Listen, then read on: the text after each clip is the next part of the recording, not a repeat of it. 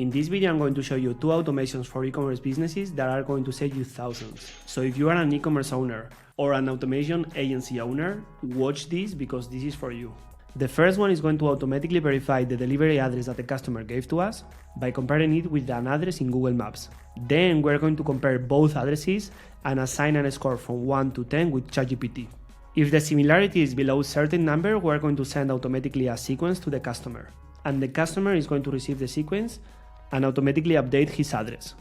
And the goal of the second one is to detect the orders with high risk of fraud and automatically send a message to the customer requesting the ID. That ID is going to be sent to our Slack channel, where in the Slack channel we're going to react and we're going to respond to the message, which is going to unhold the order and is going to liberate the shipment to the customer.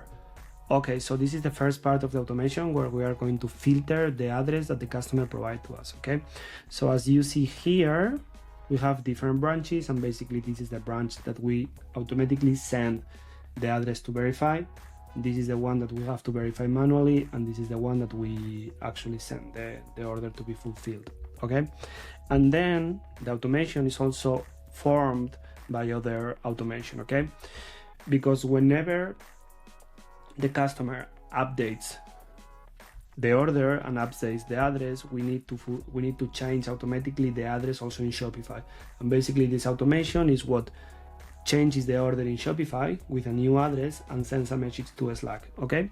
So we're going to see the details that we have here, and as you see, this is me, my name, Tessa Street 123, and this is a random address, random phone, whatever, okay? So let's go here. So let's explain what happens here first, okay? So first, the module gets actioned whenever there is a new order, okay? We create a record, and then when we did with this record and with the address 1, address 2, zip code, and city, we're going to send all that information to Google Maps, okay? Then with the Google Maps, we're going to create another record in Airtable, and then we're going to compare both records, the single line address that the customer provided plus with the formatted address that Google provided, okay? And then we're going to assign a similarity of 1 to 10, okay? Compare the similarity of these two addresses and rate it in a scale from 1 to 10. Respond only with a numeric character from 1 to 10. This is crucial, okay? Because depending on what number our ChatGPT is going to assign, it's going to go through one branch or another, okay?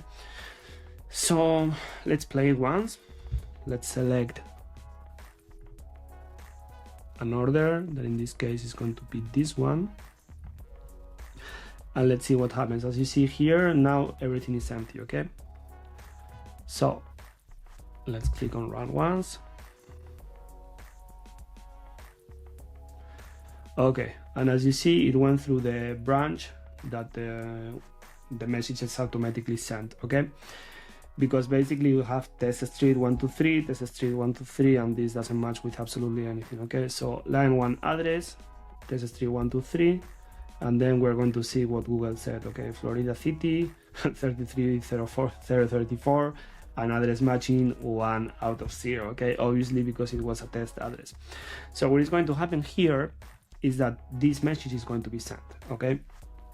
Customer first name, so in this case Borja, thanks for your order, blah blah blah, whatever, okay? The important thing is here with this calculation formula that we actually have here, what we are doing is sending a form that the customer is going to fulfill automatically, okay?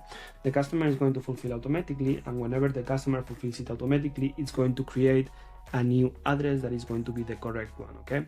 So let's see the form that actually is sent.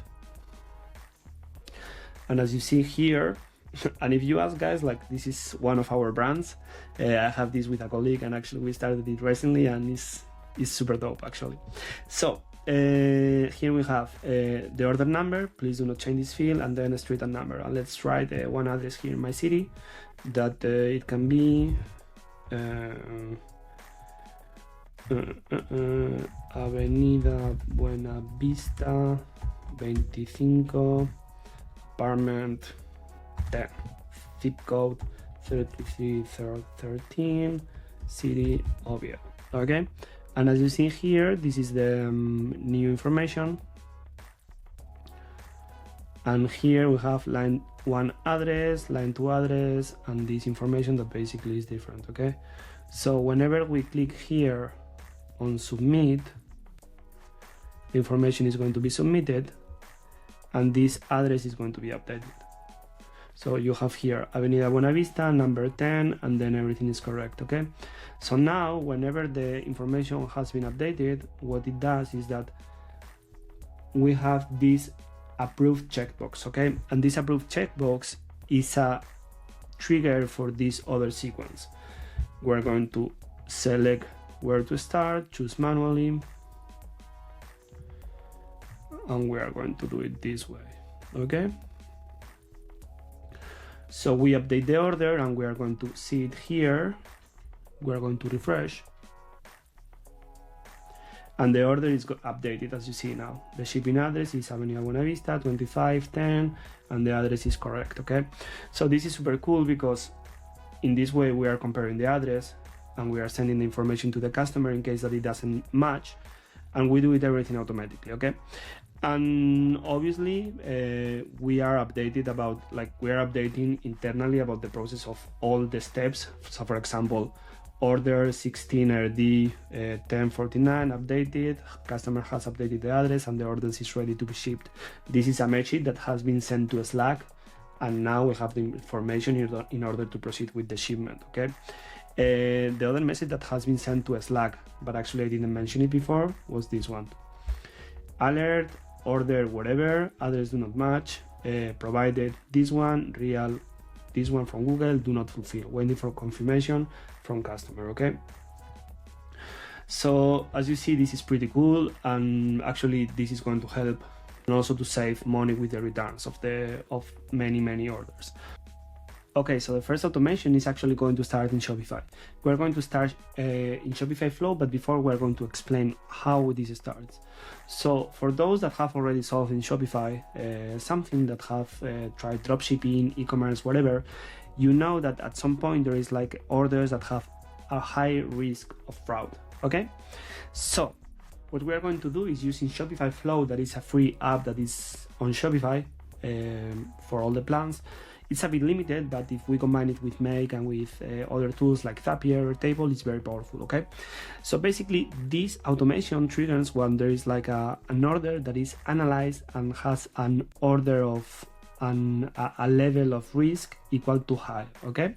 So when there is a level of risk equal to high, we send in the order node and we update the order node to high risk of fraud, okay?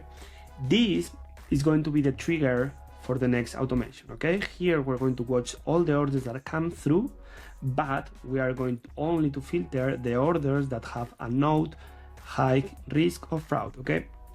So whenever there is a high risk of fraud order, we're going to create a record in Airtable with all the details of the order, and we are going to send a message to Slack, okay?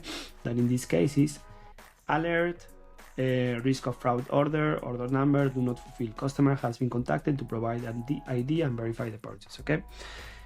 And here there is the message that we are sending to the customer, okay? So customer first name, thank you for your order, we have received your order and we're about to prepare it, but our fraud detection system has identified that your order X paid with the card finished in X. Actually, this is important because if we send a message without not providing too many details about a risk of fraud, probably the customer is going to think that it is a scam. So we have to provide as many details as possible, so the customer knows that that this is reliable, okay?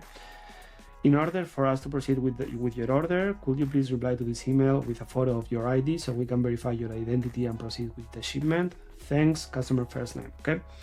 So actually, this is not something that we need to apply to all the orders, because for example, maybe if there is a order that the risk of fraud is high, but the order is 25 euros, maybe it's not worth it. But if the order is 100 euros, probably it's going to be worth it, okay?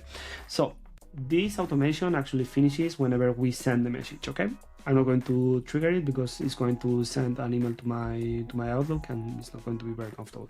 But the next one actually starts whenever there is a new message coming from in Outlook, okay?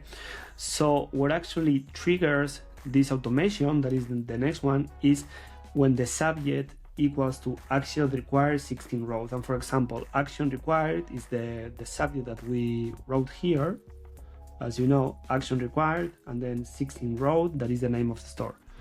So action required 16 rows is going to be the filter that is going to indicate which orders we are going to select and which orders we are not going to select, okay? So here, what we're going to do is search a record on Airtable, okay? We're going to search a record on Airtable with the email equal to sender email address, okay? And this is important because then the information from Airtable, we're going to send it to Slack, okay? Then, as this message, the customer should have replied to us with the ID. What we are going to do in this step is going to list the different attachments. For later on, download the attachment, so later on in Slack, we can send the attachment, okay? So we have it here, Microsoft 365 email download as attachment, okay?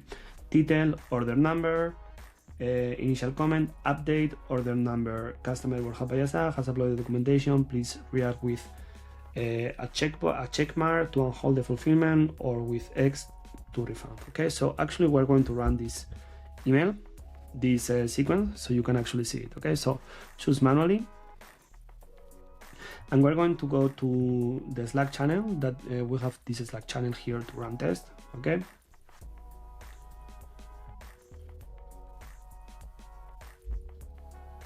So here we select this here,